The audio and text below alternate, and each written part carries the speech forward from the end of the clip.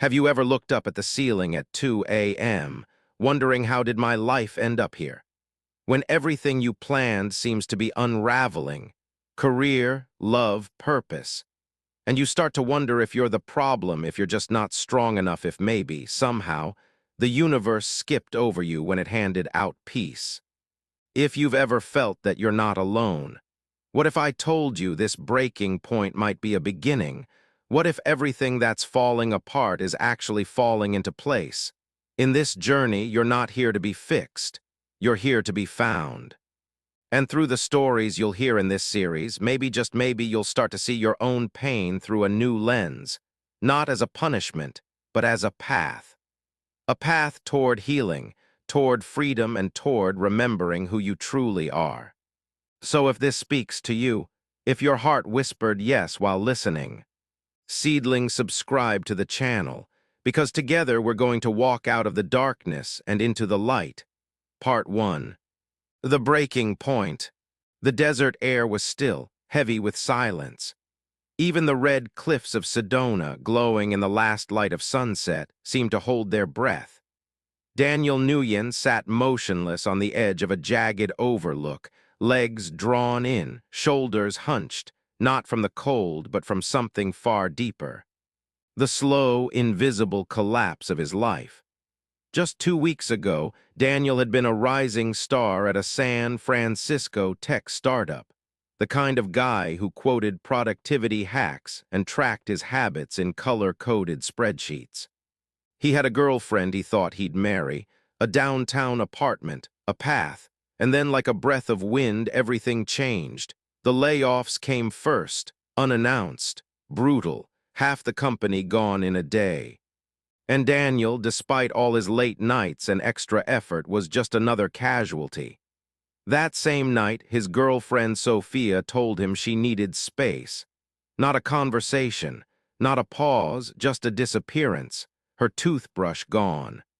Her shoes missing. The plants they watered together now wilting in the windowsill. He tried to keep moving, wake up, go for a run, send resumes, scroll LinkedIn, but a strange hollowness had settled over everything. The days blurred. The nights were worse. Thoughts looped in his head like static. What did I do wrong? Why is this happening? Is this all there is?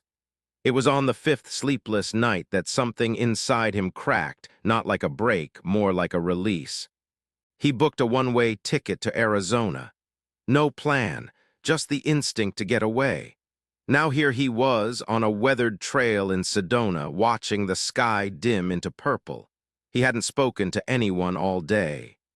And for the first time in his adult life, he felt no urgency to fix anything. He was just here. A faint breeze stirred the desert brush, and with it, a thought. No, not a thought, a quiet knowing. Maybe this is not the end.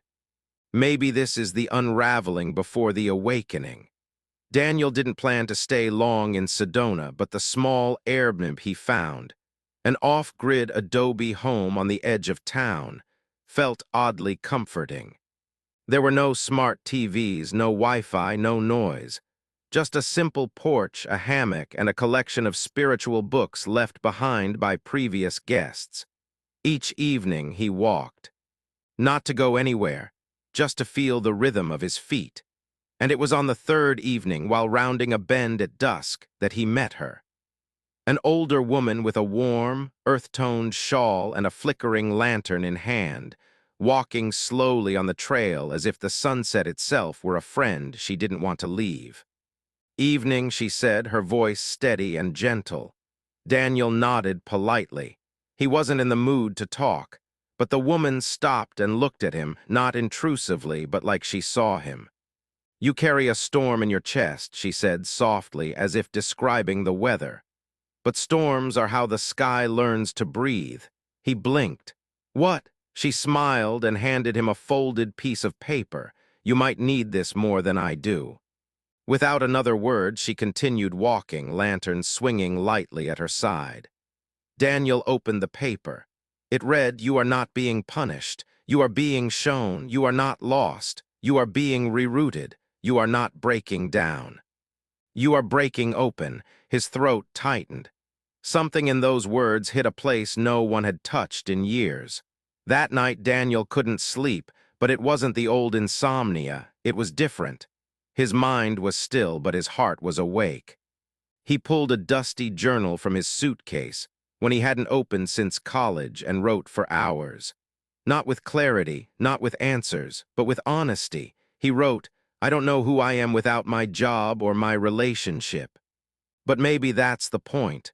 Maybe this is where I finally meet the part of me I always ran from. The next morning, he didn't run, he didn't apply for jobs, he didn't check his email. He sat on the porch with tea and listened. To birdsong, to wind, to himself. And then he picked up one of the books from the shelf, a thin one, titled The Art of Falling Apart. The first page read, "In order to awaken, we must first allow ourselves to dissolve." He closed the book and whispered aloud, "Okay, I'll stay. For now." Sometimes life has to fall apart so you can finally hear the truth beneath the noise. The desert sky in Sedona was that impossible kind of blue, so wide and pure it made Daniel feel both exposed and invisible at the same time. It had been 5 days since he landed in Arizona, and he still couldn't explain why he was here.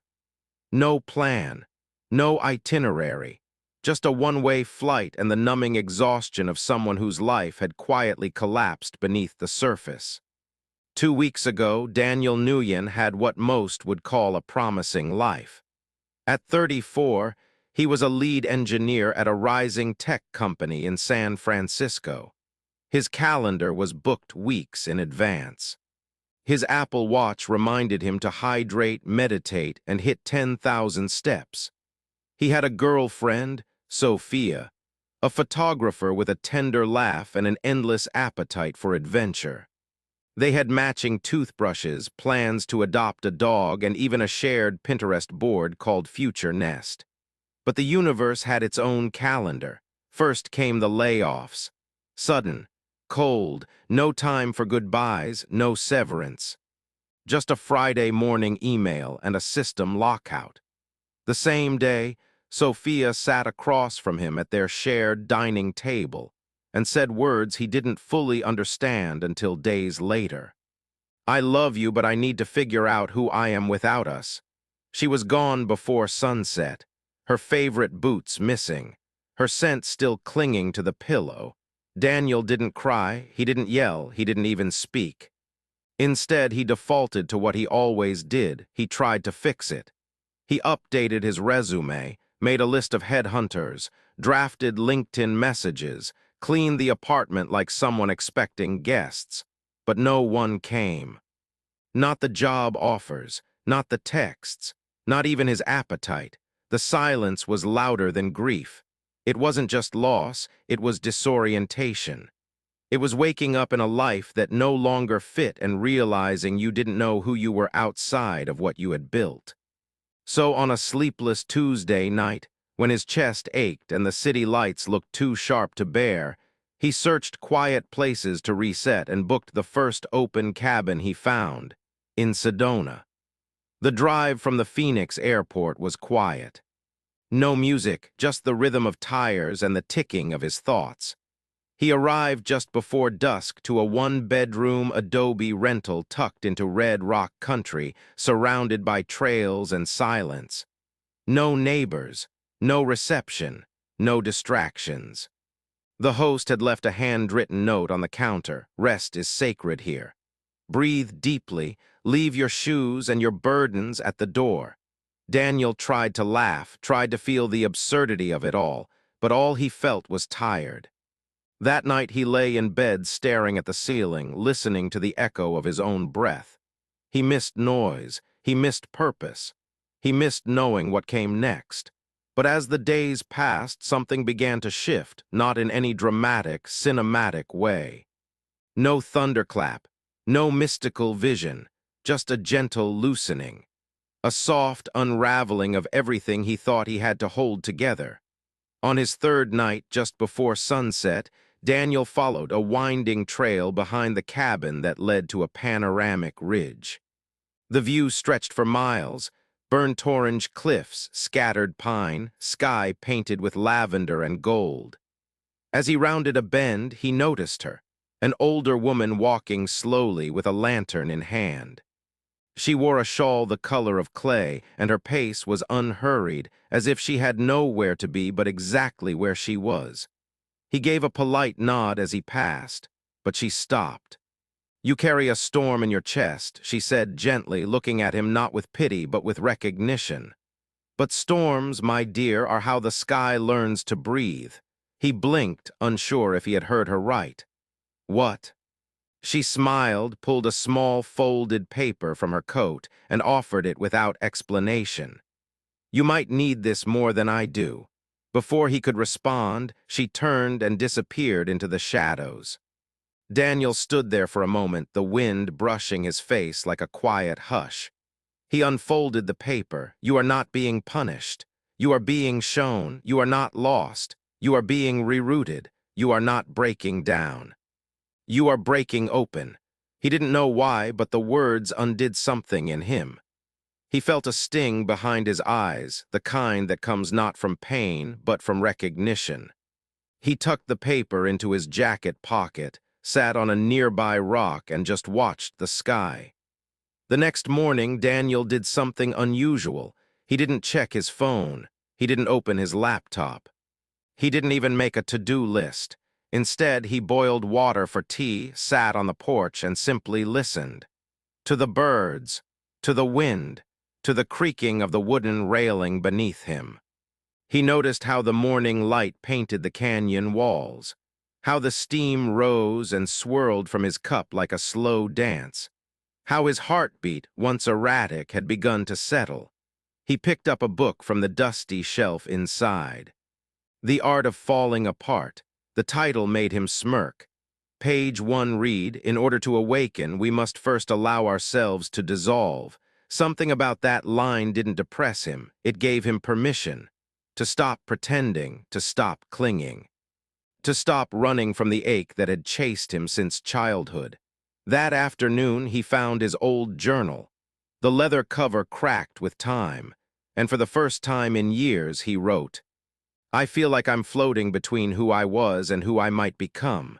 And maybe, for the first time, I'm not trying to fix that." Each day in Sedona unfolded differently.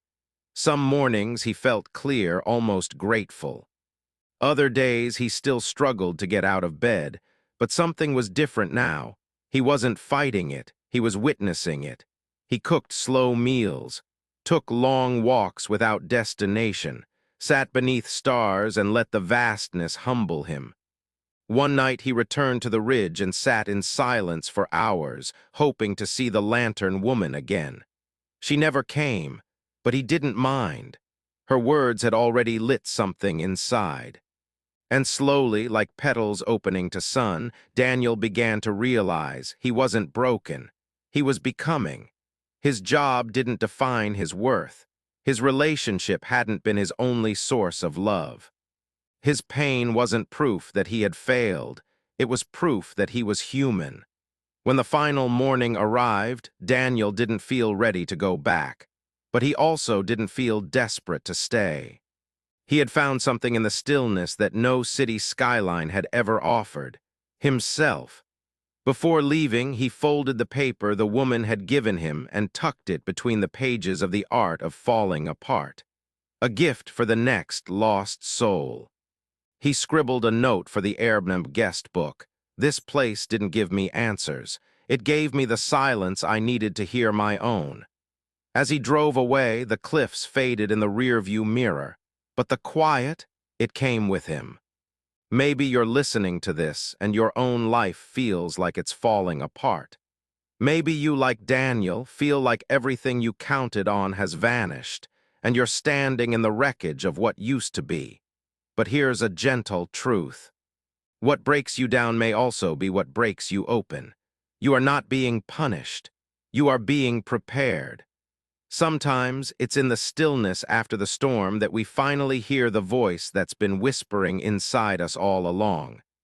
Everything happens for a reason. Not always a reason that makes sense in the moment, but a reason that over time leads you back home to yourself. Part 2, The Mirror of Impermanence. To understand life's beauty, we must also embrace its vanishing. There's something about Kyoto in autumn that feels like a secret being whispered by the world. Leaves fall like soft confessions. The air carries the scent of old wood and tea. And everywhere there's a kind of stillness, not absence but presence. A quiet that listens. It was here among golden ginkgos and rust-red maples that Eiko Nakamura came to grieve her father. She had flown in from Lowe's Angels 4 weeks ago, arriving at the temple retreat in the northern hills with a small suitcase and a heart she didn't know how to hold. Her father had passed away suddenly. No warning, no last words, no final goodbye, just a phone call from her mother and a hollow silence that followed. Eiko hadn't cried at the funeral. She hadn't cried on the plane. She hadn't cried when she sat down in the tatami room and folded her legs beneath her. But now, in this quiet wooden corridor, watching a single yellow leaf drift down from a pine tree and land gently on the stone path, she cried. Not loudly, not dramatically, just softly like the way incense smokes curling into the air released from fire. The retreat was run by a small group of monks, mostly elderly, each moving with an ease that felt like breath.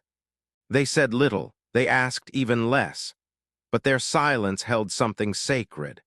Every morning, Eiko would rise with the bell, sit in meditation, and then join the others for a simple meal of rice porridge, pickled vegetables, and green tea. Afternoons were spent in mindful work, cleaning, sweeping, gardening. Evenings were for reflection. She wasn't here to learn Buddhism. She wasn't even sure why she was here at all. She just couldn't go back to painting. Back in LA, Eiko had been a full-time artist. Her studio, her sanctuary, had once been filled with color, texture, light. But since her father's death, everything looked gray. Her brushes sat untouched, her canvases blank. She felt like a stranger in her own skin, as if the grief had not only taken her father, but her vision too. Impermanence, one monk said one morning, noticing her tears during walking meditation. It's not just an idea. It's a mirror. The more clearly you look into it, the more you see what matters. Eiko nodded, though she didn't fully understand. That evening, she wandered behind the temple and found a small stone bench beside a koi pond. The surface shimmered with fading sunlight. She watched the fish swim in lazy spirals beneath the water's surface, then caught her own reflection, eyes tired, jaw tense, heart full. She whispered, "I don't know how to do this." A soft voice behind her answered, "You don't have to know, you only have to stay present for it." It was the same monk, gentle, eyes like softened earth. He sat beside her and told her a story. Many years ago, the monk began. A young monk was gifted a beautiful ceramic teacup by his master. The cup was delicate, hand-painted, with a small blue crane etched into the side. The young monk treasured it, used it daily, and guarded it carefully. One morning, while cleaning, the cup slipped from his hands and shattered. He froze, panicked. He feared his master would be disappointed. He feared what it meant to lose something he had loved. But when he showed the broken pieces to his master, the old monk only smiled and said, "Ah, I always knew this cup was already broken. That's why I cherished it so deeply." Eiko blinked. "That's sad," she said. "It's not sad," the monk replied. "It's sacred. Knowing something is impermanent doesn't make it meaningless. It makes it more meaningful." She looked down at the water again. The koi swam on, unbothered by the gravity above them. That night, Eiko returned to her tiny room. She lit a single candle, pulled out the notebook she hadn't opened since arriving, and began to draw, not with color, not with intention, just with lines, curves, circles, shapes that didn't need to be anything other than what they were. As her hand moved, so did her breath. She didn't draw her father, she didn't draw her pain. She just allowed the grief to pass through her fingertips and become ink. When she finished, she didn't feel healed. But she did feel here, and for the first time in weeks, she slept without waking. Over the next few days, Eiko began to engage more fully in the rhythms of the temple. She joined a monk in raking leaves, an act they called sweeping the heart. She shared a silent lunch with a woman from Brazil who had come to mourn her divorce. She planted tiny white flowers in the garden, knowing they might not bloom until after she had left. Impermanence, she realized, wasn't an enemy to be defeated. It was a truth to be lived with. Life is like a river, always moving. Trying to stop it, trying to hold on to moments or people or feelings, is like trying to dam the ocean with your hands. Her father's absence would never be filled, but his love didn't vanish with his breath. It lived in her memory, in her cells. In the rhythm of how she now walked slower, listened longer, loved deeper. On her final evening, the temple held a moon-viewing ceremony. Each guest was given a lantern and a small square of rice paper. They were asked to write a single word on it, something they were ready to release. Eiko sat for a long time, her brush hovering above the paper. Finally, she wrote, control, not grief, not pain. She realized she wasn't trying to stop missing her father. She was trying to control the timing of her healing. She was trying to rush through sorrow as if it were a layover on the way to happiness. But healing, she saw now, is not linear. Its title, it returns, it softens, it surprises. That night she placed the paper into the lantern and released it onto the pond. One by one, glowing lights floated across the surface, a constellation of surrender. The moon reflected in the water like a quiet witness. She whispered, "Thank you for being my father. Thank you for loving me in ways I'm only now starting to understand." The wind didn't answer. It only carried her words away, gently, into the night. There's a beauty in knowing something won't last. A flower that blooms for only a day becomes unforgettable. A sunset you can't hold becomes more precious than gold. So too are the people, the moments, and the feelings that come and go in our lives. Eiko didn't leave the temple fixed, but she left with something far more sacred, a deeper presence. And when she returned to Lowe's Angels and picked up her paintbrush again, the first thing she painted wasn't her grief. It was a yellow leaf falling toward a stone path, not an ending, just a moment in motion, because everything changes. And that's why it matters. Part 3, Threads of Karma. Your past does not define you, but it does speak through you until you learn how to listen. There was music in Malik Carter's hands. You could hear it when he opened a door, slow and smooth, like a chord resolving. You could feel it when he held a coffee mug, thumbs circling the rim in rhythm. You could see it when he walked, deliberate, grounded, a subtle sway like the echo of bass lines long gone. Once those hands had graced piano keys at sold-out jazz clubs. Once they had made women cry and men fall silent. Once they were the hands of a prodigy, a fire lit on stages from New Orleans to Chicago. But now they held something else, regret and redemption. Brooklyn, 5:17 a.m. The city was barely stirring as Malik walked down Jefferson Avenue, hoodie pulled up against the autumn chill. The sunrise hadn't yet arrived, but he didn't need light to find his way. He knew this path by heart, past the closed corner store, the peeling mural of Biggie, the iron gate in front of the halfway house. He had walked this route every day for the past 2 years, ever since he took the job as a counselor at the youth center. Some of the kids called him Mr. M, others just grunted. He didn't mind. He was here to hold space, not to win popularity contests. Most days he sat across from teenagers with eyes too old and hearts too guarded, and he listened. He didn't preach. He didn't quote statistics. He just listened. Because once someone had done the same for him. Malik's past wasn't the kind you posted on social media. By 24, he had a record, a rehab stint, and a rap sheet longer than his jazz resume. He had burned bridges, ghosted friends, ruined opportunities. The worst part wasn't what he did, it was who he became. When his younger brother, Elijah, died in a senseless street fight while Malik was passed out on a stranger's floor, everything stopped. Grief had no melody, no rhythm, just static. That was the moment karma found him, not as punishment, but as mirror. He remembered sitting in the hospital hallway, watching his mother stare through the wall like she was trying to unsee the world. She didn't yell, she didn't blame. She just said one thing: the world's been playing a song through you since the day you were born. You just ain't been listening. For a long time, Malik believed karma meant punishment. You mess up, you get hit back. Simple, but life had shown him otherwise. Karma, he came to learn, wasn't revenge, it was response. It wasn't a courtroom, it was a classroom. Life didn't give you what you deserved, it gave you what you needed to wake up. And if you kept sleeping, it turned up the volume. So Malik listened. He got sober, started therapy, moved in with his aunt in Brooklyn. He picked up his keyboard again, but this time not for applause. He played for himself. For the ghosts, for the healing.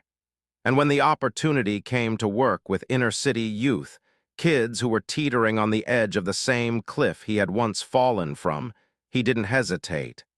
One afternoon, Malik met Jordan, a 16-year-old with sharp eyes and a locked jaw. His file read like a warning label: anger issues, suspected gang affiliation, recent arrest. But Malik didn't read files, he read faces. Jordan never said much, but he came back, every week, sat across the room, fiddled with a pencil, watched Malik from under a hoodie. Then one day, Malik pulled out a small, battered keyboard and started playing, not a song, just a slow, moody riff. Something between Sorrow and Sunrise. Jordan stared, then whispered, "I used to play drums." Malik didn't respond, just kept playing, same rhythm, same patience. 5 minutes later, Jordan picked up an empty cup and began tapping. It was the first time Malik had seen him smile. Malik knew he couldn't undo the past. He couldn't bring back his brother. He couldn't rewrite the years he lost to addiction and shame. But he could repurpose them. Each act of kindness was a thread, reweaving the karmic fabric he once tore. Every time he listened to a kid instead of judging them, every time he showed up on time, stayed sober, told the truth, he was planting something new. Karma wasn't about being good so you'd get good. It was about breaking the cycle, becoming the kind of ancestor your future self could thank, ending the story where it once ended you. One evening, the center held a small, open mic night. Kids read poems, rapped verses, shared spoken-word pieces. Malik stayed in the back, clapping, smiling. Then Jordan stood up and pointed at him. "You said you used to play something." The room turned toward Malik. His heart thumped. He hadn't played publicly in over 5 years, but he stood, walked to the piano, sat, took a breath, then let go. He didn't play for the room. He played for the boy he once was, the one who thought he was too broken to be redeemed. He played for Elijah, for his mom, for all the kids still believing their worst mistake defined their worth.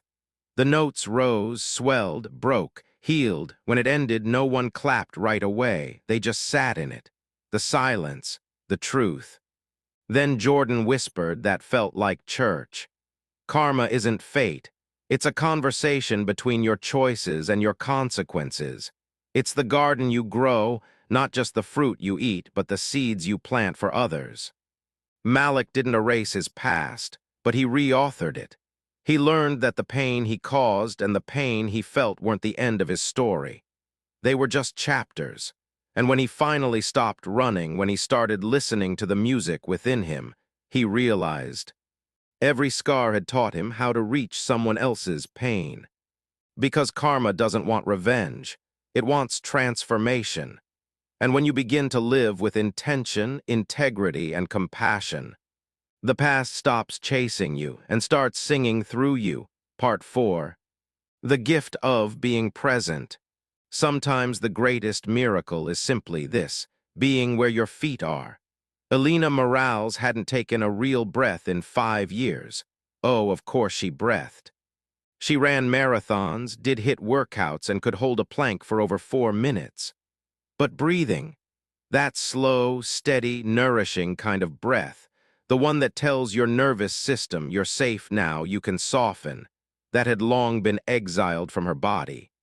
At 39, Elena was the co-founder and CEO of one of Manhattan's fastest-growing wellness tech startups. She lived on the 33rd floor of a luxury high-rise in Chelsea, with floor-to-ceiling windows and a fridge full of organic meal preps. She had a personal assistant, a digital calendar so dense it looked like a game of Tetris, and a self-care routine she hadn't actually practiced in weeks. Because she was busy, always busy. Sleep was something you negotiated. Lunch was a protein bar at your desk. Even yoga had become a performance, just another slot in the schedule. But none of that bothered her. What did bother her, what haunted her, was the way her chest would seize up in board meetings, how her ears would ring when she opened her laptop, and the way her hands sometimes trembled for no reason at all. The doctors called it anxiety, mild panic attacks, nothing clinical, just stress. Drink more water, they said. Try meditation. Elena laughed. She sold meditation. Her app had over 3 million downloads. But when the tightness gripped her again, one Tuesday afternoon during a pitch to international investors, something in her snapped. She couldn't speak. Her throat closed, her vision blurred. She excused herself, went to the restroom, and locked the stall door. And cried, not a glamorous, cinematic cry, a real one, guttural, shaking, the kind that strips you of titles and brands and ego. And as she slid down the cold, tiled wall and buried her face in her knees, one quiet, terrifying question rose up from the bottom of her soul. What if I've built a beautiful life that I'm not even here for? 3 days later, Elena did something she hadn't done in years. She canceled everything, cleared her calendar, left her phone at home, and walked. No destination, no time limit. Just her, the city, and the weight she was finally admitting she couldn't carry anymore. Central Park in October was all golden light and crisp air. Runners passed her. Couples held hands. Kids laughed. Elena just kept walking and walking, until her feet ached and her mind, surprisingly, began to quiet. She found a bench near the reservoir and sat. She didn't check her watch. She didn't take a picture. She didn't even notice the woman sitting next to her until she spoke. You forgot how to breathe, didn't you? Elena turned. The woman was older, maybe late 60s, silver hair, clear eyes. She wore a faded blue scarf and had a warm, amused expression, like she knew something Elena didn't. Excuse me? Elena asked. The woman smiled. Your breath, it's all up in your chest. That means your thoughts are in charge. She tapped her heart. You want to feel better? Let this lead again. Elena wanted to scoff, another city eccentric, but something about the woman's tone, gentle, confident, motherly, disarmed her. I used to be like you, the woman continued. Always racing, achieving, moving. I thought the next thing would finally bring peace. It never did. You know why? Elena raised an eyebrow, because peace isn't a place, it's a practice. And then she stood up, gave a little bow, and walked away. Elena stared after her, and for the first time in what felt like forever, she took a full, deep breath. That night, Elena didn't return to her inbox. She didn't check the Slack channels or review the sales funnel analytics. Instead, she sat on the windowsill of her apartment, overlooking the twinkling city skyline, and did nothing. At first, her mind protested. You're wasting time, you're falling behind, you can't afford to slow down.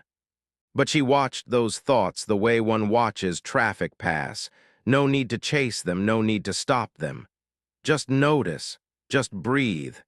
For the first time in months, Elena slept without waking. She awoke the next morning before sunrise, not to an alarm, but to bird song, faint, distant, somehow comforting.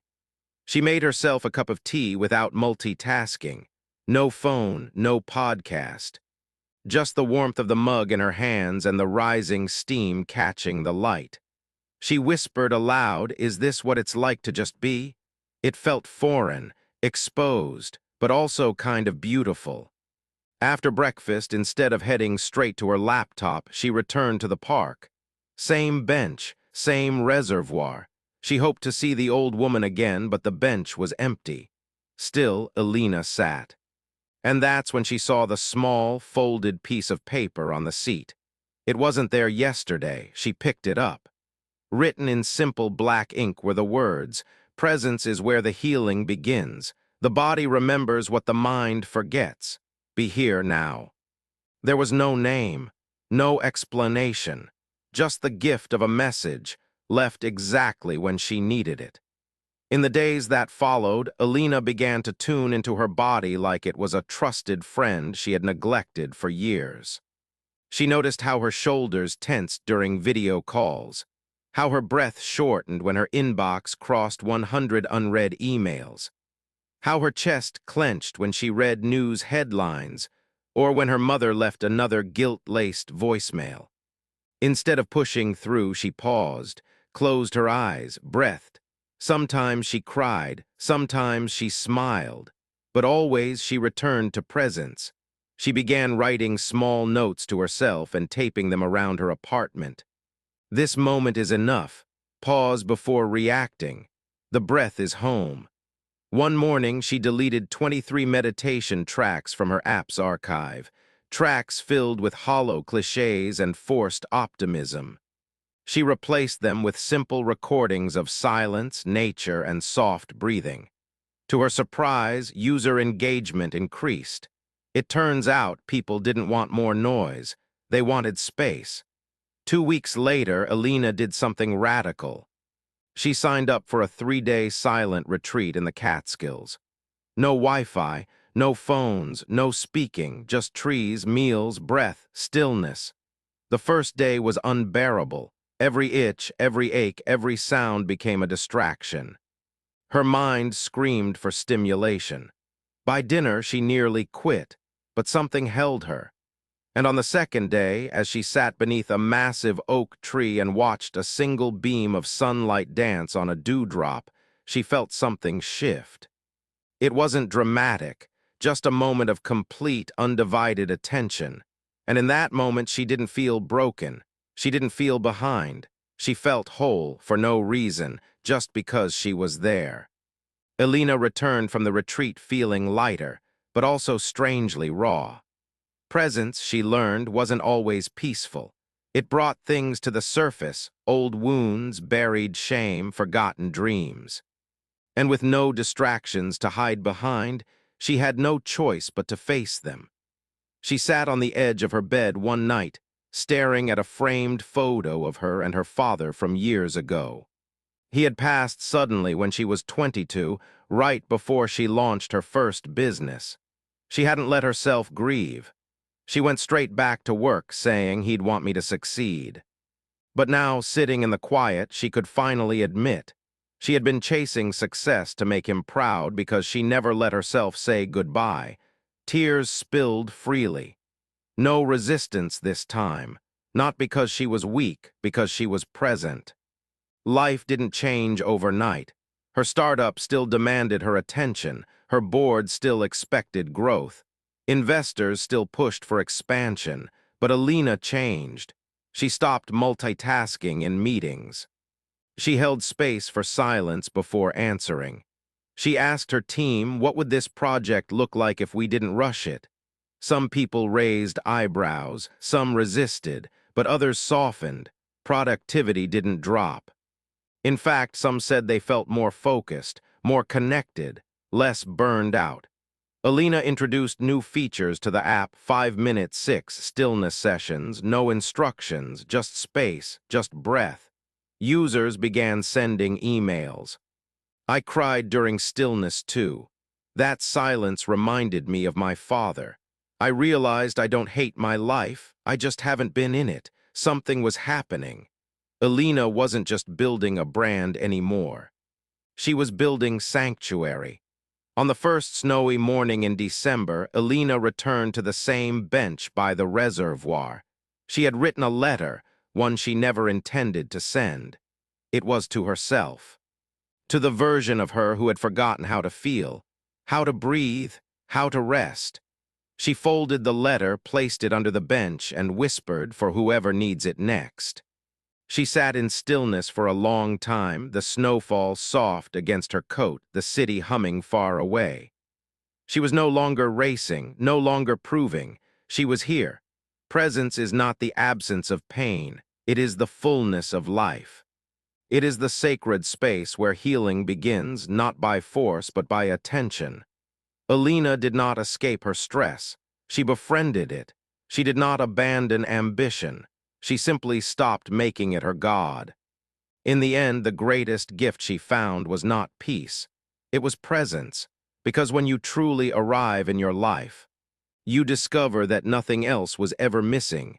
Part 5, The Heart of Compassion. The rain had a strange way of falling in Paris that February. It didn't rush, didn't roar. It whispered, as if the sky, too, was grieving something it could no longer name. Sitting under the canvas of a dimly lit cafe in Montmartre, Luca's hand gripped the warm ceramic of his espresso cup, letting the heat seep into his hands like a memory he wasn't ready to let go of. He had come to Paris not for romance, not for vacation, but for something else entirely, to forget, to outwalk the ghost of a love that had ended too quietly, to silence the echo of his father's last voicemail, never returned, to run from a life that, on paper, looked admirable but felt empty. Lucas was 41, a medical social worker from Toronto who had spent most of his adult life witnessing the suffering of others, holding space for grief, helping families navigate terminal illness, sitting with patients as they took their last breath. He was good at it, everyone said so, but no one ever asked if it was good for him, until one patient changed everything. Her name was Miriam, 68, stage IV lung cancer, no family nearby, no visitors. Just Lucas, assigned to her case during his night shift rotation. She didn't talk much at first, just stared out the window and folded tiny paper cranes with trembling fingers. One evening, Lucas sat beside her and asked, "Why the cranes?" She didn't look up. "Because they're the only things I know how to build that don't fall apart." He didn't know what to say, so he sat there, quiet, listening to the soft crinkle of origami paper and the slow tick of the IV pump. Day after day, he came back, not because it was his job, he had dozens of patients, but because something in her silence mirrored his own.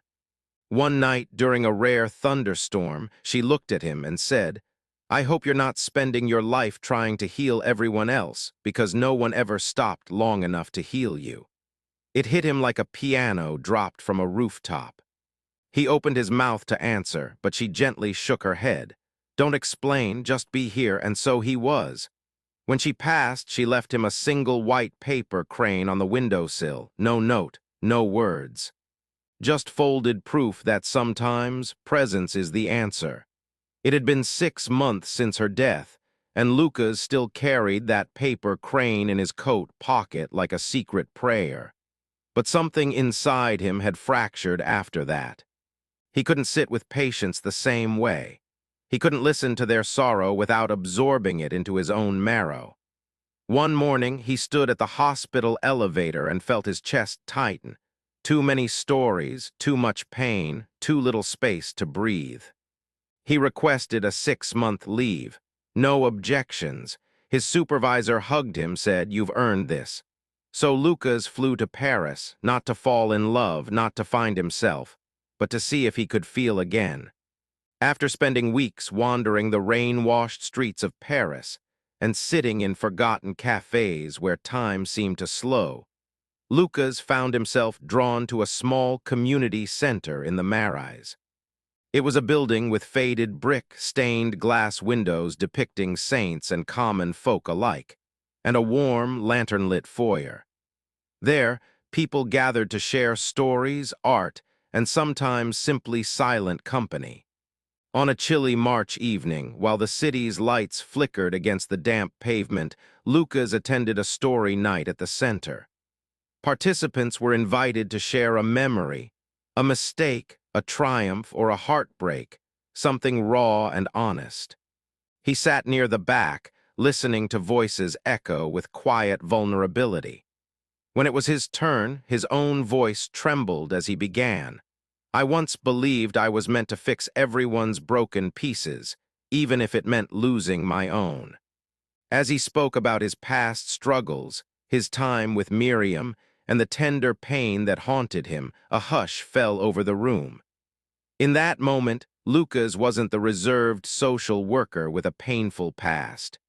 He was a man unafraid to reveal his imperfections, a man who dared to show that each scar carried a story of transformation. After his talk, a young woman approached him with tears glistening in her eyes. "Your words." "I felt understood," she said softly. "I've been hiding my own grief behind a mask for far too long." Something shifted in Lucas then, a recognition that compassion isn't just an act of kindness toward others. It's also an embrace of our own woundedness.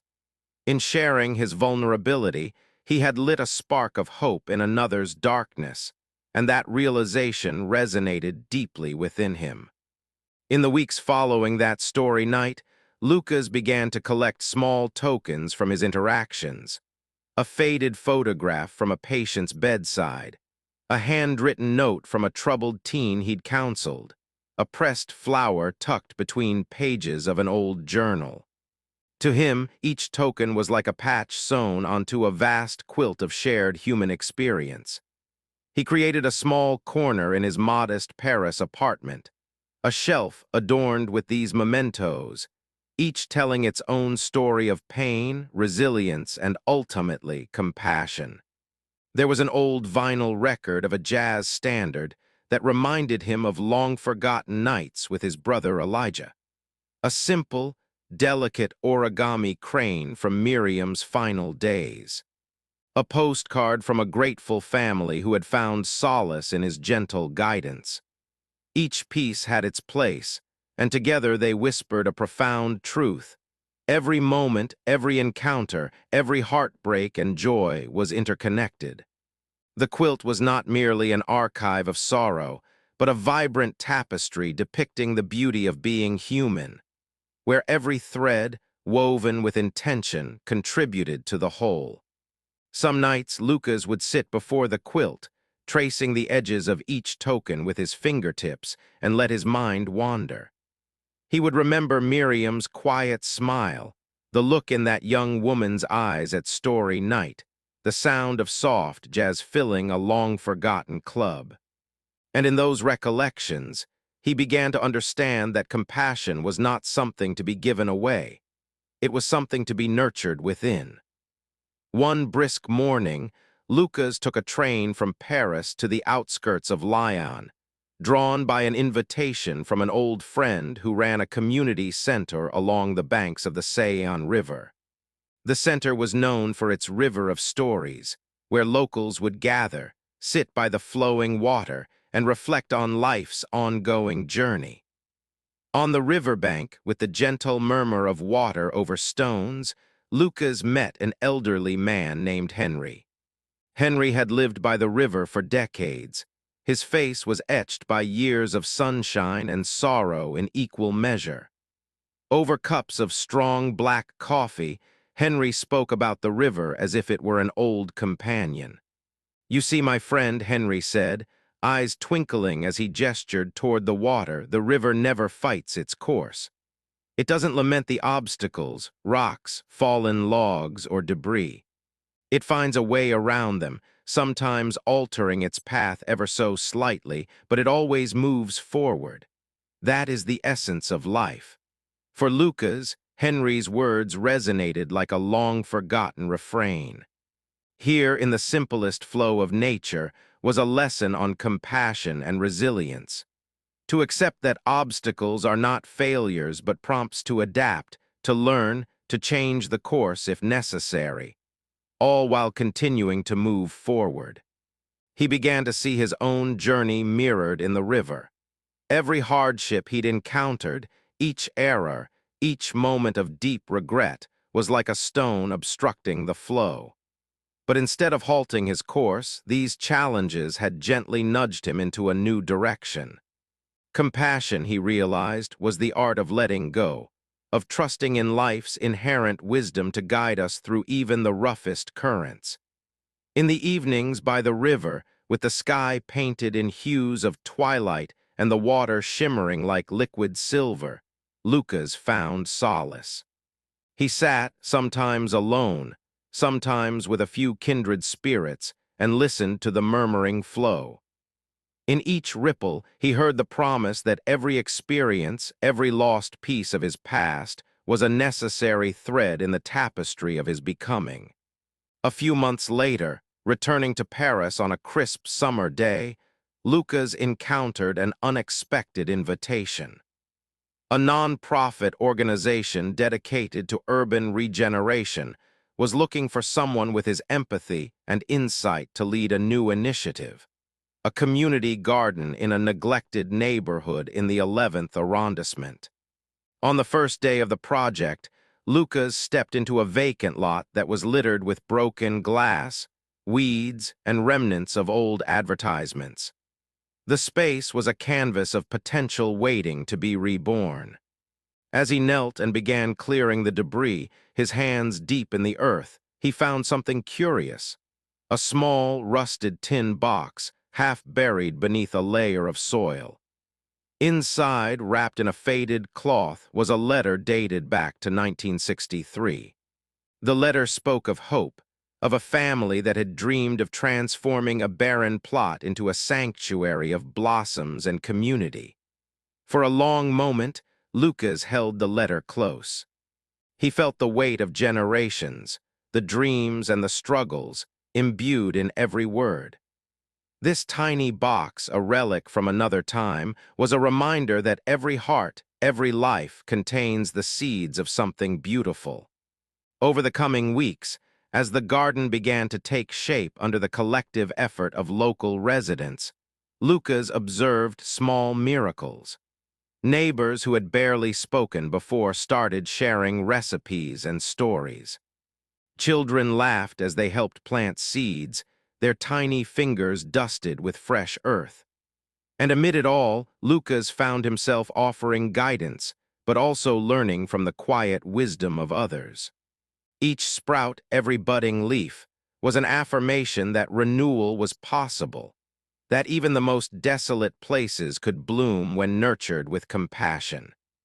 In that garden, among the vibrant greens and bursts of color, Lucas rediscovered the joy of simply being present for another's growth. One evening, as the garden celebrated its first harvest with a modest community meal under strings of fairy lights, an elderly neighbor approached him.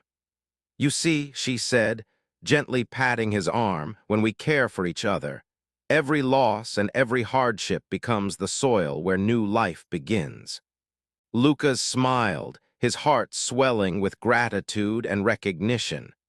"Everything happens for a reason," he murmured, as if confirming the profound truth that had guided him through the darkest moments. As the seasons changed, the garden grew, not just in size, but in spirit. Lucas, once haunted by the echoes of his painful past, now found himself a beacon for those who sought solace in honest stories and tangible acts of care. At the community center, where once his voice had trembled with vulnerability, he now led workshops on healing through art, storytelling, and nature. He invited people to share how life's hardships had changed them. With every story, the bonds between strangers strengthened, forming an unspoken legacy of compassion. One unforgettable evening, during a particularly moving sharing circle, a young man named Javier stood up. His voice, though quivering, was filled with resolve. I used to believe that I was destined to carry my shame alone. But tonight, I stand here and see that every scar tells a story, our stories, and together they form a bridge from pain to purpose. The room fell silent, and then, slowly, applause began. It wasn't loud or boisterous. It was a gentle, heartfelt clapping that resonated with the truth of shared human experience.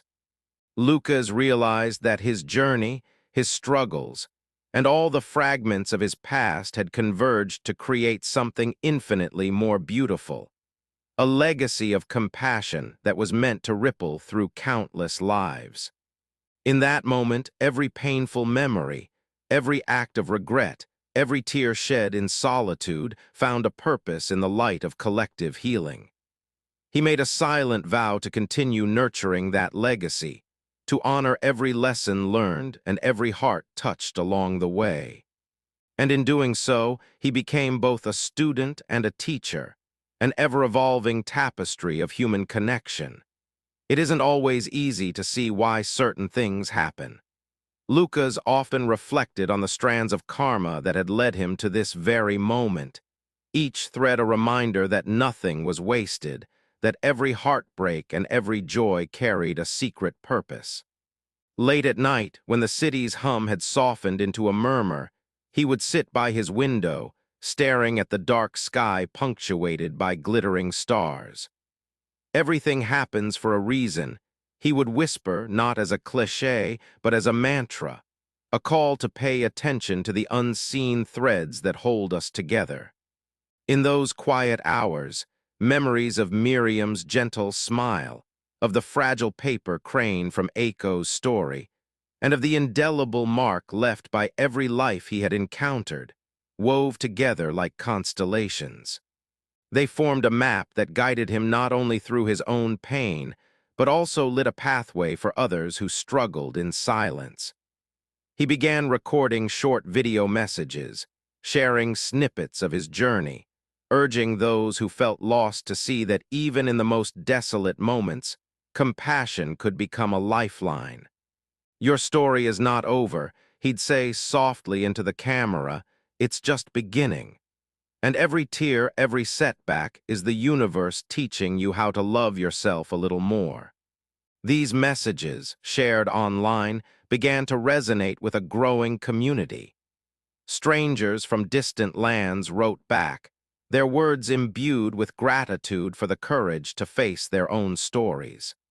For Lucas, this digital tapestry of shared healing was further evidence that compassion was not confined by borders or time.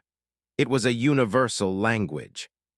One winter's day, after a long night of heartfelt conversations and quiet revelations, Lucas walked alone along the Seine. The river shimmered under a thin blanket of ice, its slow flow a testament to nature's resilience. He paused on a bridge, leaning against the cool metal, and let the river's murmurs wash over him. In that reflective pause, he felt an overwhelming connection, not just to the people he'd met or the stories he'd collected, but to every soul that had ever dared to hope amidst despair. He recalled the wise words of Henry by the river, the gentle admonition of the stranger who'd once said, "Presence is where healing begins," and the soft lullaby of the wind through the trees in the urban garden he'd helped nurture. Each moment, each encounter, each silent tear had contributed to an immortal echo, a reminder that compassion, once given, endures far beyond the fleeting span of our days. In the echo of that moment, Lucas understood that his journey was part of a grander design. Every person he touched, every life he helped mend, added to a vibrant chorus of human resilience. His heart, once bruised and battered, now beat with the rhythm of 1,000 shared stories, a living testament that indeed everything happens for a reason. As summer faded into early autumn, the community garden celebrated its first full harvest festival. Lanterns glowed softly under twilight, and the air was filled with laughter, music, and the mingling scents of earth and ripening fruit. It was there, amidst a sea of gratitude and togetherness, that Lucas presented a small, hand-bound book to each volunteer, a collection of stories, poems, and letters compiled over months of shared experience. He called it the Heart's Mosaic. Each page was filled with contributions from neighbors, youths, and even those who had once passed through the hospital corridors. Words of hope, resilience, and deep compassion danced across the pages, a living legacy of a community reborn from pain. Lucas spoke softly to the gathered crowd. We may not know every reason behind our trials, but together, we learn that every struggle is a thread in the fabric of our collective story. Let this book remind you that, however scattered our pieces may seem, they come together to form a mosaic of beauty and meaning. In that moment, as eyes glistened with unshed tears and smiles broke gently across weathered faces, Lucas felt the fullness of compassion surge within him, a reaffirmation that his scars had given him the power not only to heal himself, but also to help others find their own light in the darkness. That night, after the festival, Lucas sat on the steps of the community center under a sky strewn with brilliant stars. The cool air whispered promises of another day. He opened the worn pages of a journal he'd kept since leaving Paris and wrote, "Every moment of pain I endured has led me to this point, a place where compassion is not an abstract ideal but a tangible, shared experience. I no longer fear my past. I embrace it, for it has paved the way to a future filled with promise and connection." His pen moved steadily over the paper as he recorded memories of Miriam, of the children who had shared their vulnerable truths, of the countless voices that had joined his in a chorus of healing. In each stroke, he infused gratitude for those moments that had broken him open, revealing the radiance hidden within. And as he wrote, Lucas realized that compassion was less an act of charity and more an act of recognition, acknowledging our shared humanity, our shared pain, and our shared capacity for love. Every tear, every quiet moment of despair, had ultimately led him to this sacred intersection of sorrow and joy, a place where every heartbreak resonated with the promise that everything happens for a reason. In the months that followed, Lucas dedicated himself fully to a mission of service and self-discovery. He traveled back and forth between Paris and Toronto, holding workshops on healing, meditation, and the transformative power of storytelling. His journey inspired an online community of seekers who believed that every challenge was a stepping stone towards a brighter, more compassionate tomorrow. It was during one such workshop, a sunlit session held in a converted warehouse with exposed brick walls and fresh bouquets of wildflowers, that Lucas finally addressed a question that had long stirred inside him. How do we learn to forgive ourselves for the mistakes of our past? A hush fell over the room and Lucas continued. Forgiveness, much like compassion, begins with acceptance. It's recognizing that every decision, every misstep was made with the knowledge and heart we possessed at that moment. And once we allow ourselves to acknowledge that our past was simply a necessary prelude, we can begin to see the beauty in every scar, a beauty that tells the story of how we survived, how we evolved, and how every twist and turn has led us here. In that moment, his words rippled through the room like gentle waves, and many eyes welled with tears. The silent acknowledgement of shared frailty, of human error, wove an unbreakable connection among all present. That day, as the workshop concluded, Lucas handed each participant a simple bracelet, a loop of braided string representing the infinite cycle of growth, healing, and compassion. Wear this as a reminder, he said softly, that no matter where you've been or what you've endured, the present moment is your sanctuary. Everything happens for a reason, and that reason is to help you become the most compassionate version of yourself. As autumn deepened, the community continued to bloom. New faces appeared at the garden, and old ones returned, their laughter echoing with the kind of warmth that defies the chill of loss. Lucas watched as children ran among the rows of vegetables, their joyful shouts mingling with the rustle of leaves. Neighbors gathered for communal dinners, each sharing recipes passed down through generations, each dish a testament to resilience and hope. In the quiet corners of that thriving neighborhood, Lucas found countless moments that reaffirmed his belief. Everything happens for a reason. Whether it was the unexpected kindness of a stranger on a rainy day or the bittersweet memory of a loved one long gone, every experience became a note in a symphony of renewal and love. Late one evening, under a sky heavy with constellations, Lucas gathered with a small circle of friends by the river. They lit candles and shared stories of their journeys, of moments when life had seemed unbearable, only to reveal unexpected grace in its wake. With every tale, the group grew closer, united by the silent understanding that even in the darkest hours, compassion illuminated the path forward. Lucas looked around at the faces lit softly by candlelight and felt a surge of gratitude that nearly brought him to tears. "We are all connected," he said, his voice steady and sincere. "Every pain, every triumph is interwoven. In our deepest struggles, we find the courage to give, to forgive, and to be present. That is our true power." The night stretched on, filled with gentle music, shared laughter, and the promise of new beginnings. It was in that sacred moment that Lucas realized his life had come full circle, from a man haunted by regrets to one whose heart overflowed with compassion. His journey, with all its twists and turns, had led him here, to a legacy of healing, where every chapter of pain contributed to a masterpiece of hope. In the years that followed, Lucas's efforts reached far beyond the confines of one community garden or one shared story in Paris. His workshops became a haven for those burdened by isolation and despair. Online, his gentle video messages resonated with thousands across continents, each person finding solace in his candid embrace of life's imperfections. Lucas discovered that the true gift of compassion wasn't a grand gesture, but a series of small, unspoken promises.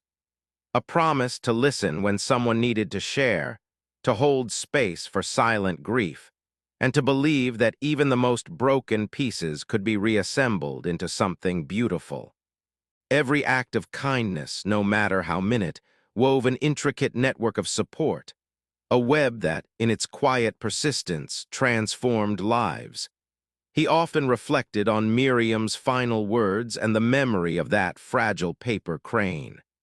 They were not relics of a lost past, but living symbols of how every encounter, every heartbreak, and every redemption contributed to a truth far greater than any single moment. Everything happens for a reason. And so, with each new sunrise, Lucas continued to stand as a beacon of compassion, a reminder that no matter how scattered our pieces might seem, they can be gathered into a mosaic of breathtaking beauty.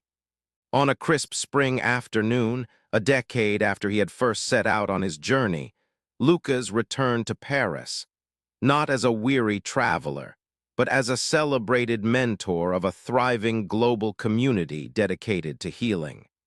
A grand exhibition was held in a refurbished gallery in Montmartre, a living tapestry of photographs, handwritten letters, and interactive installations that chronicled the intertwined stories of those whose lives had been touched by his work. In the center of the gallery stood a large installation, a luminous digital display of thousands of words submitted by people from all over the world. The words, collected from anonymous confessions, joyful triumphs, and whispered hopes, formed an ever-changing mosaic, a powerful testament to the truth that every experience, every emotion, was part of one vast, universal tapestry. Lucas stood beside the display, watching as visitors marveled at the sight. A young girl, holding her mother's hand, pressed her tiny face against the screen and whispered, "It's like magic." Another visitor, an older man with kind eyes, nodded silently, tears glistening in his gaze. In that moment, Lucas felt a deep, resonant truth. Compassion was immortal. It transcended time and space, an unbroken thread woven through every life, every struggle, every moment of joy, every silent prayer. He turned to address the small crowd that had gathered, his voice soft yet filled with conviction. "We are all part of this tapestry. Every heartbreak, every victory, every quiet moment of pain, and every burst of love is a vital thread in the story of our shared humanity. Remember, no one walks this path alone. Each of us has a spark that can ignite another, a piece of wisdom to share, and a heart that, no matter how scarred, can always learn to love again. Everything happens for a reason, because in our embracing of every moment, we become the healers of our own souls and the architects of a kinder world." The audience responded with gentle applause, as if in silent acknowledgement of a profound, unspoken truth. It was a moment suspended in time, where every soul present recognized the shared miracle of being alive, flawed, beautiful, and ever-evolving. Lucas's journey was far from over. As he stepped out into the Parisian dusk, he carried with him the memories of every tear and every smile, every moment of vulnerability and every burst of strength. His legacy was not measured in grand gestures alone, but in the quiet, constant act of compassion, a living, breathing reminder that everything truly happens for a reason. And as the city lights shimmered like distant constellations, Lucas smiled softly. For in the endless tapestry of life, each thread, no matter how delicate or dark, was essential to the creation of a masterpiece that celebrated the beauty of every human heart. Part 6, Surrender is Strength. Only when I stopped trying to control the river did I feel the current carry me home. There are moments in life, rare and holy, when we are brought to our knees not by violence or punishment, but by a quiet truth too large to ignore. Luca's hand had come to such a moment. It didn't arrive in the form of a dramatic failure or some grand loss. No, it came in the gentlest of ways, on a late autumn morning, as he sat sipping tea on the worn stone steps of the community garden. A leaf had fallen beside him, one single golden leaf spinning softly through the air like a whispered confession. And in that motion, something ancient stirred within him. The leaf did not resist the wind. It did not curse the tree for letting go. It simply surrendered, gracefully, completely, trusting that the ground would receive it. Lucas exhaled a breath he didn't know he had been holding for years, and with it, something inside him unclenched. Not just his shoulders, not just the tightness in his jaw, but his need to control, to know, to fix. He had lived much of his life believing that strength meant holding on to people, to plans, to a sense of identity carefully constructed like a fortress of logic. But now that logic felt brittle, and he began to understand what the sages meant when they said, "Let go not because you're weak, but because there is something wiser than you at work." The leaf does not argue with the wind. The seed does not protest the darkness of the soil. And the heart, when it is ready, learns to break open, not to be destroyed, but to be transformed. For several weeks, Lucas withdrew from teaching, writing, and even social gatherings. He didn't feel lost, he felt still. He would walk the quiet canals of Paris alone in the early hours when the sky was still a deep indigo and the streets had not yet remembered their names. He didn't seek answers. He listened to silence, to breath, to the sound of the universe existing without his interference. And in that silence, he began to hear the voice that only ever speaks when we stop shouting at life. The voice of surrender. It said things like, "You don't have to be everything for everyone. You are not the sum of your productivity. You are allowed to rest and still be worthy of love." These were not new truths, but he was ready to receive them now. Because he was no longer trying to earn grace. He was learning how to receive it. He wrote in his journal, "I used to think surrender was a white flag in the battlefield of life, but now I see it's a returning, a homecoming, a holy bow before the mystery I used to fear." One night, as the skies over Paris cracked open in a sudden downpour, Lucas found himself without an umbrella, walking slowly along the Seine. The wind tugged at his coat like a child needing comfort. The rain soaked his hair, ran down his cheeks like tears he no longer resisted. And instead of running for cover, he stopped on the Pont des Arts, the bridge known for its lovers' locks, and stood beneath the storm, arms open, eyes closed. "Let it come," he whispered to the sky. "Let it take what it must." For a long time, he stood there like a monk in meditation until he could no longer tell the difference between his tears and the rain. In that moment, Lucas understood. There is a kind of suffering that is not meant to be solved, only felt.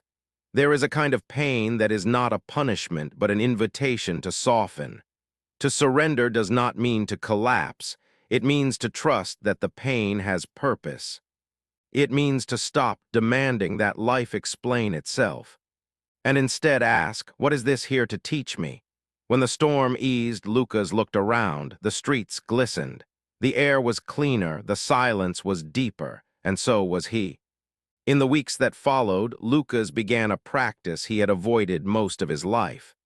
He started sitting with his own shadow, not in judgment, not in analysis, but in compassion. He would sit in the quiet of his apartment, light a single candle, and whisper the parts of himself that he used to exile, the fear of being abandoned, the guilt over times he had failed to show up, the shame of needing rest when others needed him. One by one, these visitors appeared, not as enemies, but as tired children waiting to be held. And he held them. He did not try to change them. He simply allowed them to be seen. And something astonishing happened. The more he allowed his shadow to exist, the more he began to feel whole. He realized, surrender is not giving up control of life. It's giving up the illusion that you ever had it. One morning, while walking through the Fifth Arrondissement, Lucas passed by an old bookstore tucked between two cafes. Its wooden sign simply read, "Librairie de l'Âme, Bookstore of the Soul." Drawn in by something he couldn't name, he stepped inside. The scent of old paper and sandalwood hung in the air. The shop was silent, save for the gentle rustle of a ceiling fan and the occasional turning of a page. Behind the counter sat an elderly man with kind, steady eyes. He wore a simple wool sweater and a bracelet of wooden beads. Looking for something in particular, the man asked, not lifting his gaze from the page. "I don't know," Lucas said. "Maybe something that doesn't try to fix me." The man smiled.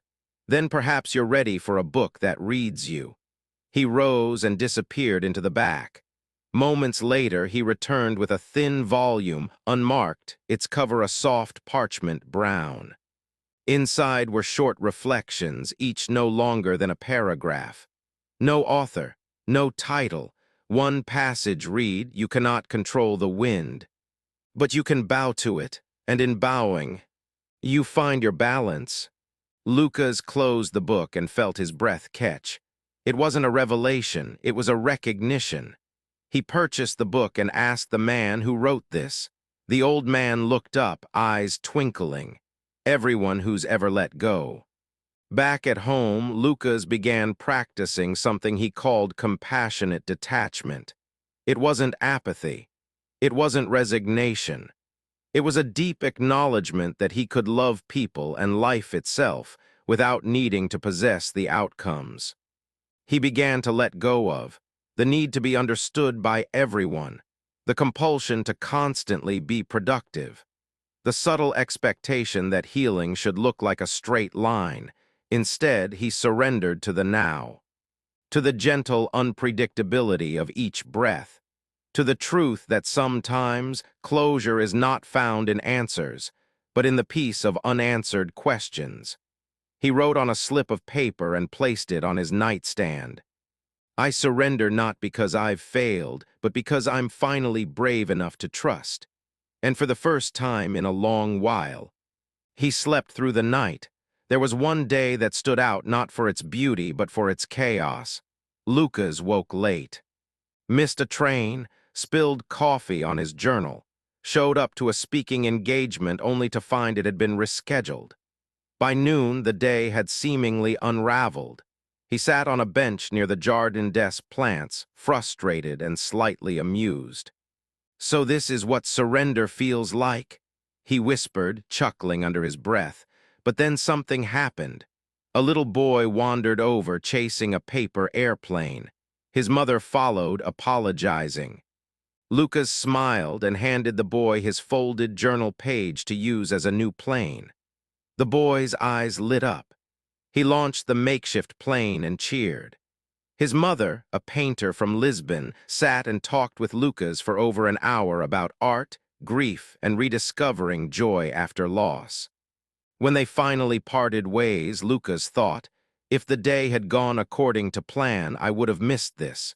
He wrote later, "When I surrendered control, life surprised me with its tenderness. Maybe we're not here to master the plan. Maybe we're here to be amazed by it." Lucas began to see life less as a problem to solve and more as a dance to enter. Each day, he stopped needing to know what was coming. Instead, he practiced showing up, barefoot, unarmored, present. He would whisper to himself each morning, "I don't know what today holds, but I know I will meet it with grace." And what met him was a rhythm, not always pleasant, not always easy, but always sacred. He began taking long walks without destinations, letting intuition guide his steps. One such walk led him to a street market where an elderly woman sold hand-woven scarves. She offered him tea and told stories of her childhood in Marrakesh, how she used to weave while her grandmother hummed ancient songs. Lucas listened, heart wide open, realizing the best parts of life can't be planned. They arrive when we stop clinging and start listening. In that moment, surrender wasn't silence or stillness. It was participation. It was saying yes, not to what he expected, but to what was real. One evening, Lucas sat before a mirror in his apartment, not to adjust his hair, not to examine his face, but to meet his storyteller, the one who said, "You're only valuable if you succeed, you should have done more. You are too late, too soft, too broken." Lucas stared into his own eyes and said aloud, "That's not true anymore." He didn't need to shout it. He simply said it with love. And then he began to rewrite, "I am valuable because I exist. I did what I could with what I knew. I am not too late. I am right on time." That night he tore pages from his old journals, pages that echoed old shame and outdated self-images, and he burned them in a safe metal dish, whispering, "I surrender who I thought I had to be, so I can become who I already am."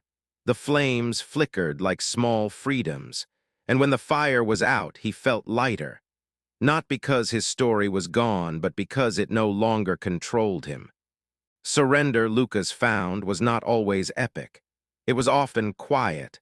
It lived in the way he made tea, in how he folded his clothes, in how he no longer hurried to respond during conversations, but instead paused, genuinely curious. He found joy in grocery shopping, in watching pigeons bathe in puddles, in the laughter of children echoing across cobblestone alleys.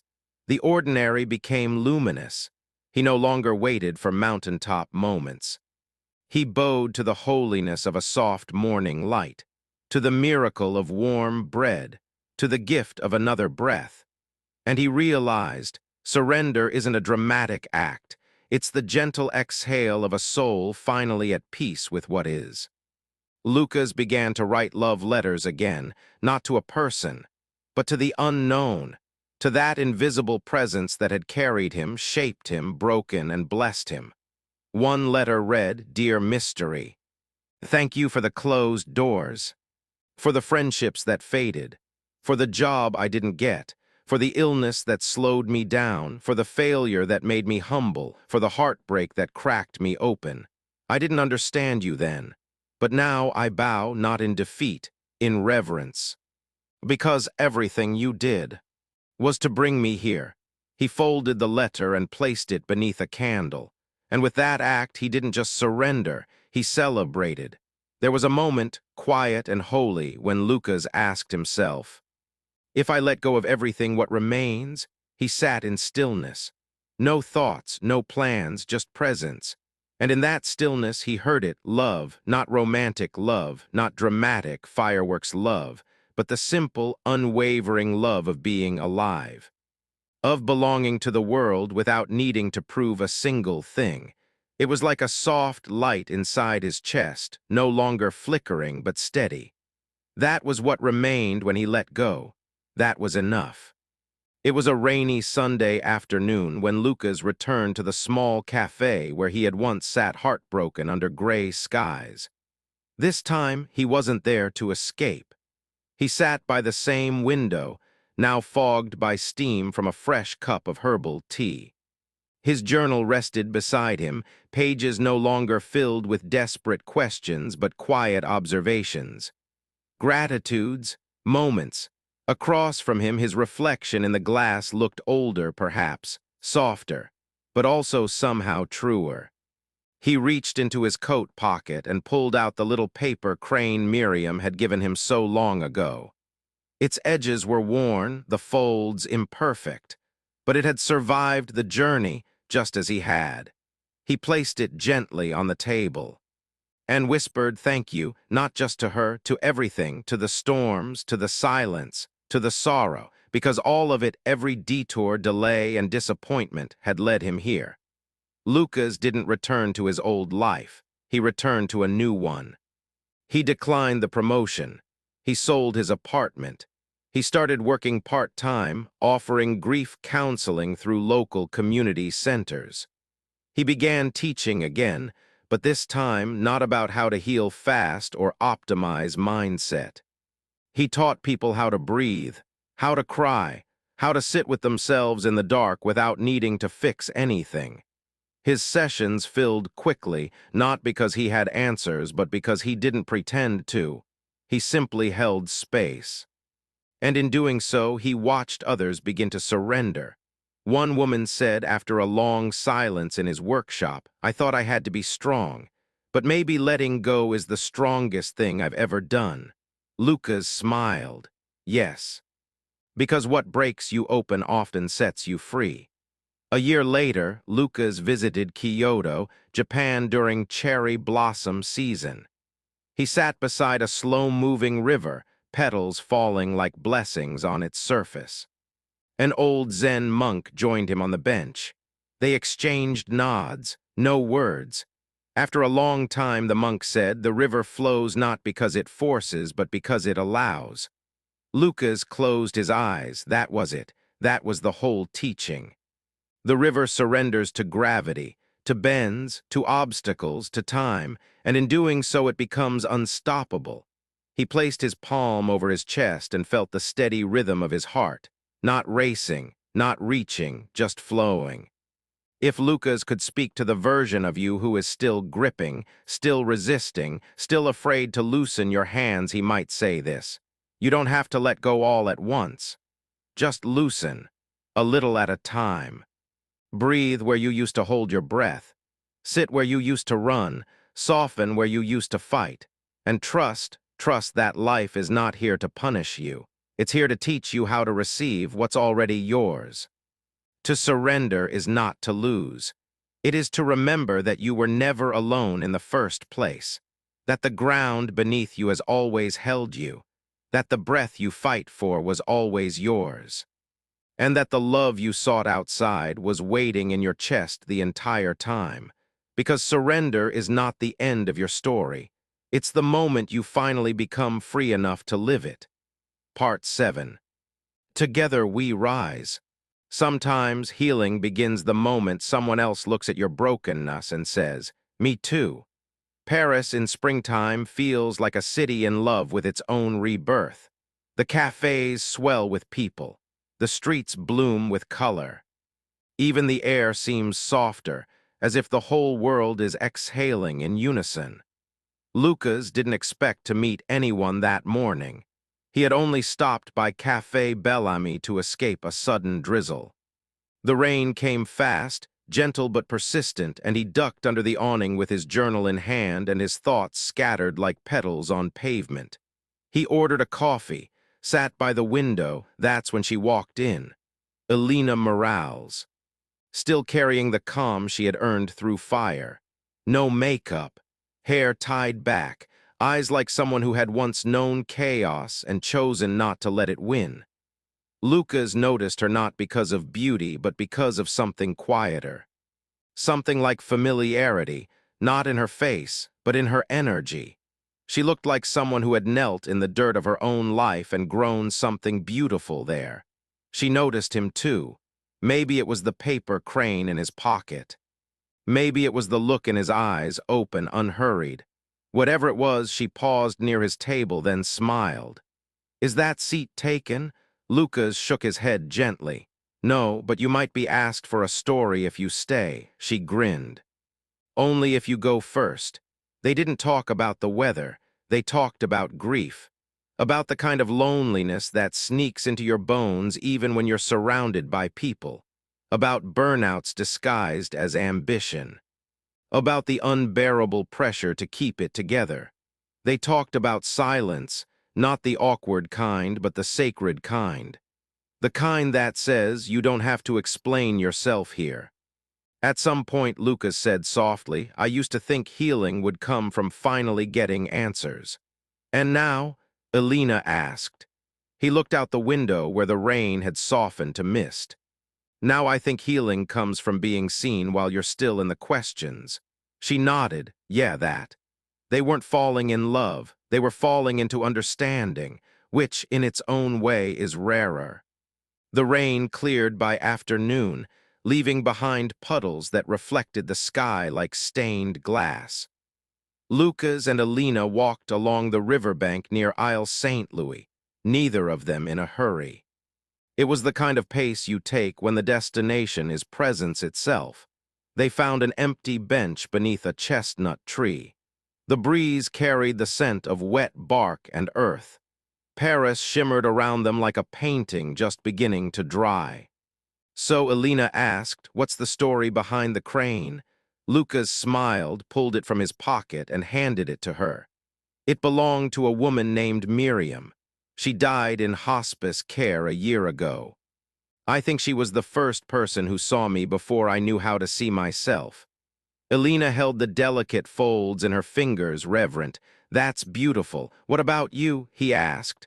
"What brought you to surrender?" She chuckled. "Burnout, anxiety, the false god of productivity, and a woman on a bench who left me a note that changed everything."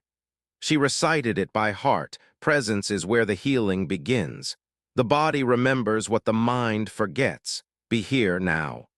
Lucas's eyes softened. Who was she? I never saw her again. They sat in silence, two souls who had wandered through separate valleys, now sharing the same view. Lucas whispered maybe she wasn't a stranger.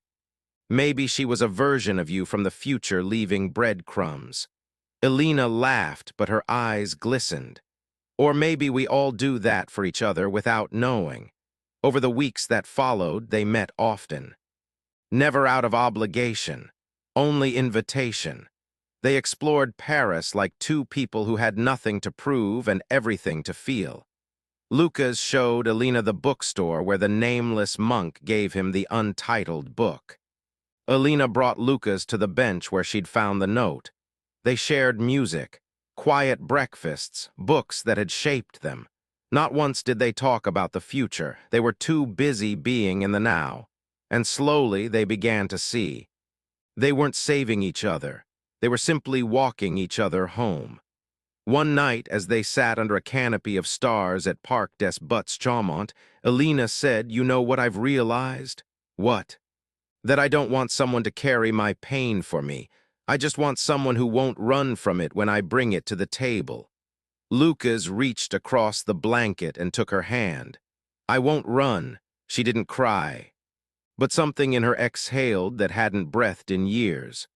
They began a project together, not a startup, not a hustle, a sanctuary. They called it the Quiet Room, an online space where people could come and sit in silence together. No fixing, no advice, just presence. It was strange at first, uncomfortable for many. But slowly people began showing up. They cried, they breathed, they wrote messages like, "I didn't know how much I needed this.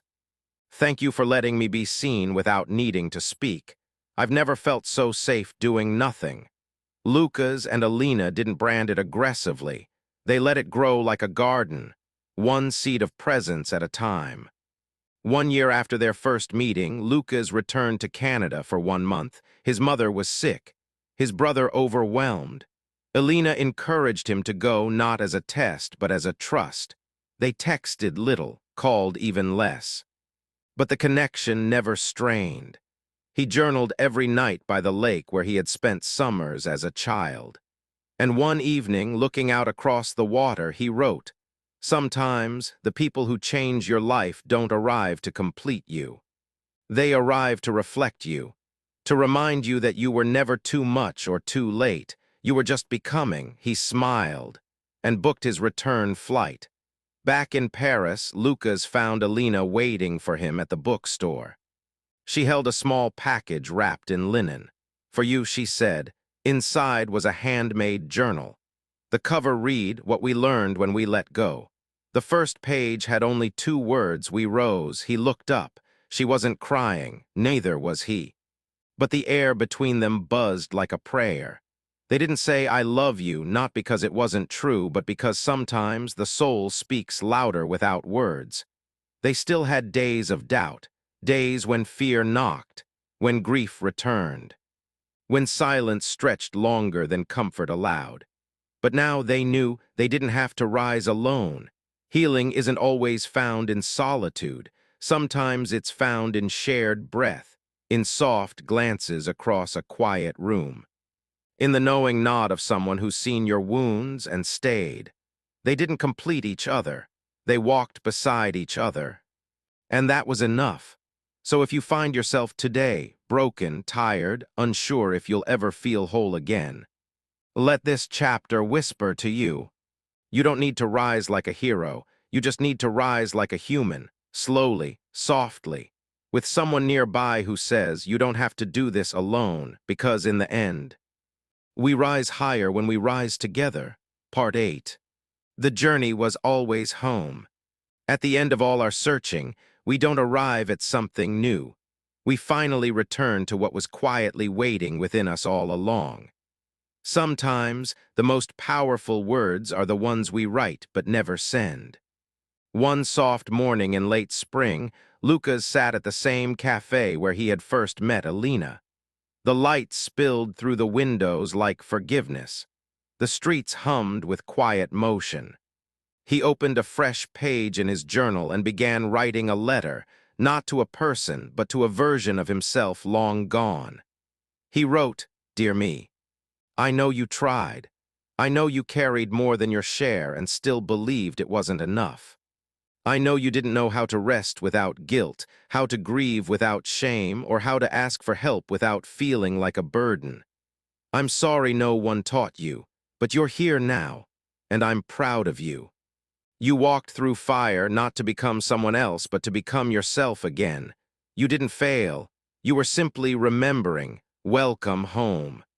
He folded the letter and placed it in the back of his journal, not to be mailed, but to be kept. Because some letters are not meant to travel through postcodes, but through time. Elena was in the garden, tending to herbs, when Lucas returned home that afternoon. He stood for a while, watching her in the soft gold of the sun. The way she hummed while watering basil. The way her fingers brushed life into the soil. When she noticed him, she smiled, not the kind of smile meant for greeting, but the kind that said, "I know the road you've walked to get here. And I'm still walking it with you." They didn't talk much that evening. They sat on the balcony with warm soup and soft jazz, watching twilight roll over Paris like a quiet promise. Lucas turned to her and said, "Do you ever think about the fact that none of this was part of the plan?" Elena sipped her tea, all the time. And yet he added, "Here we are." She nodded. Maybe the plan was never the point, maybe the path was. In the months that followed, life didn't become perfect. They had arguments, missed trains, lost keys, forgotten birthdays, awkward silences, unexpected grief, but something had shifted. They no longer sought to escape pain. They welcomed it. They no longer tried to fix each other. They simply witnessed. They found divinity in the ordinary, in how Elena cried during old jazz records, in how Lucas read aloud to her while she fell asleep, in how both of them learned to apologize quickly and forgive even faster. What they had built was not a fairy tale. It was something more durable. It was home. One cool October morning, Lucas stood atop Mont Saint Michel, wind in his hair, eyes on the wide Atlantic. Elena was still asleep inside the monastery guest house, and he had wandered out before sunrise. The sky was soft, still pink with first light. Waves curled quietly below, and as he breathed in that holy air, he whispered aloud, "Everything happened for a reason." And for the first time, it didn't feel like a cliché. It felt like truth. Because without the burnout, without the heartbreak, without the woman on the bench, the paper crane, the storms and silences and slow awakenings, he wouldn't have arrived here, not just in this place, but in himself. If you are reading this, if you have walked through fire, if you are still wandering, wondering, waiting for life to make sense, let Lucas's journey remind you, you were never lost. You were simply becoming. You didn't miss your path. You were the path. Everything, the mistakes, the heartbreaks, the wrong turns and missed chances, was shaping you into the person who could finally receive the life waiting for you now. It was never punishment. It was preparation. Lucas and Elena didn't end their story with a wedding, a baby, or some grand ceremony. They ended it each night with this simple ritual. They'd look at each other, really look, and whisper, "I'm glad you're here," and somehow that was enough. To the listener, the reader, the wanderer, this is your invitation. To forgive what didn't happen, to thank what broke you open, to rest in the grace that maybe, just maybe, everything really does happen for a reason, even if the reason isn't clear yet. Even if it whispers, even if it only makes sense after the storm, trust it. You're not late, you're not broken, you're on time, you're on the path, and somewhere just ahead. Love is waiting, not to rescue you, but to walk beside you. Home was never a place, it was always you. The journey was always home, a deep reflection on everything happens for a reason. There are stories we read to pass the time. And then, there are stories that pass through us, changing something fundamental along the way. Everything happens for a reason is not just a tale of heartbreak, healing, and human connection.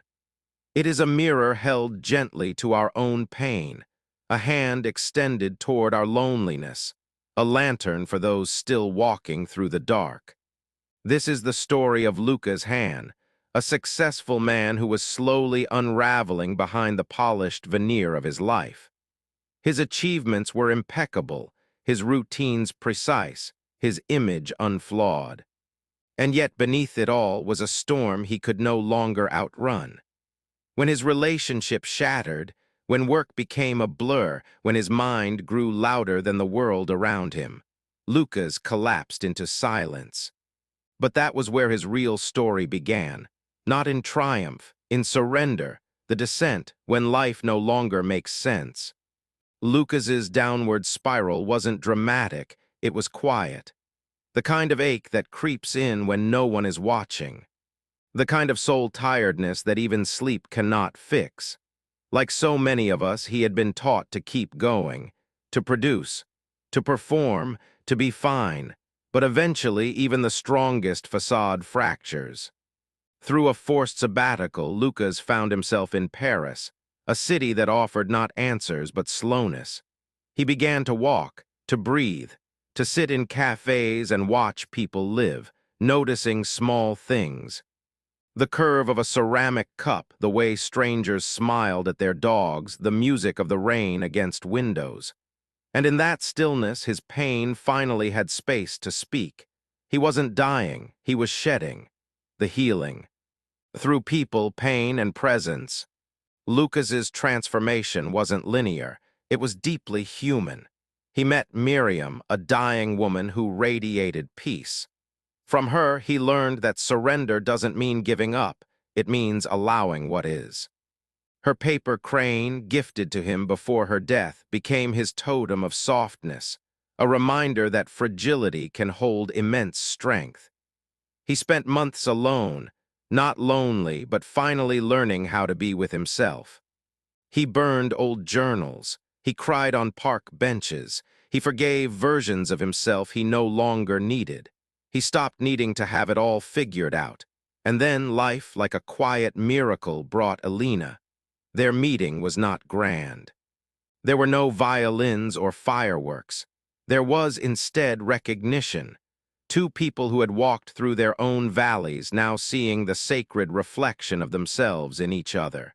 They didn't save one another. They witnessed one another. And sometimes that is the deepest form of love.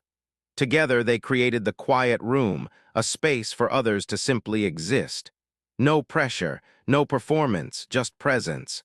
Their healing rippled outward, not through instruction, but through invitation. Why everything truly happens for a reason. So what do we make of it all?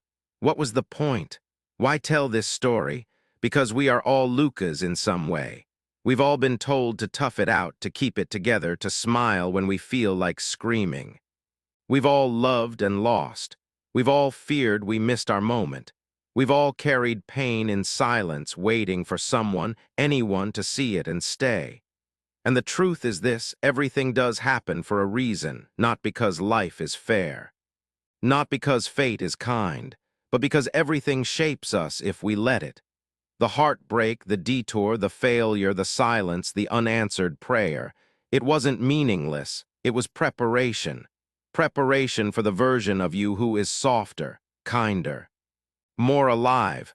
Lucas didn't need to reinvent himself, he simply needed to remember himself. So do you, the lesson, what you can take with you today. You don't need to fly to Paris to begin your healing. You can begin right now. Here are the truths this story leaves us with, truths you can carry into your own life. One, surrender is strength. Letting go is not weakness. It is the courage to trust what's unfolding, even when it doesn't make sense yet. 2. Your pain has purpose. It is not there to punish you. It is there to reveal you, to break open the parts that have been numb for too long, to soften what life has hardened. 3. Connection heals. You don't have to walk this alone. You don't need someone to fix you, just someone to stay. Sometimes love is just presence. 4. Slowness is sacred. Healing doesn't happen in haste. Breathe, walk, sit with yourself. Listen not to the world, but to your heart. 5. You are not too late. You are not behind. You are not broken. You are not a failure. You are becoming. And that is enough. How to live this today. Sit with your journal and write a letter to your past self. Be kind. Say what you wish someone had said when you were hurting.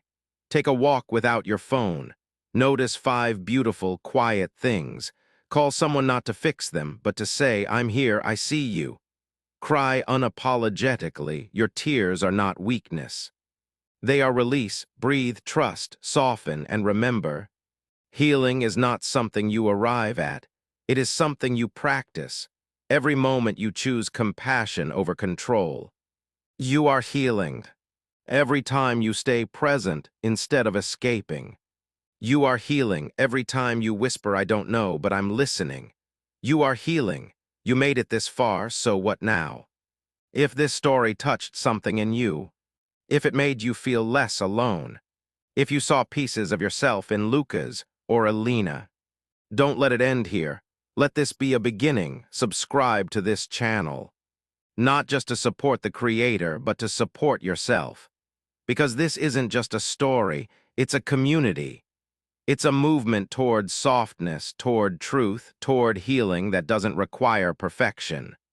Click the subscribe button. Leave a comment. What part of the story spoke to you most? Share this with someone who needs to hear it. Let's walk each other home. Together we rise. Together we soften. Together we remember.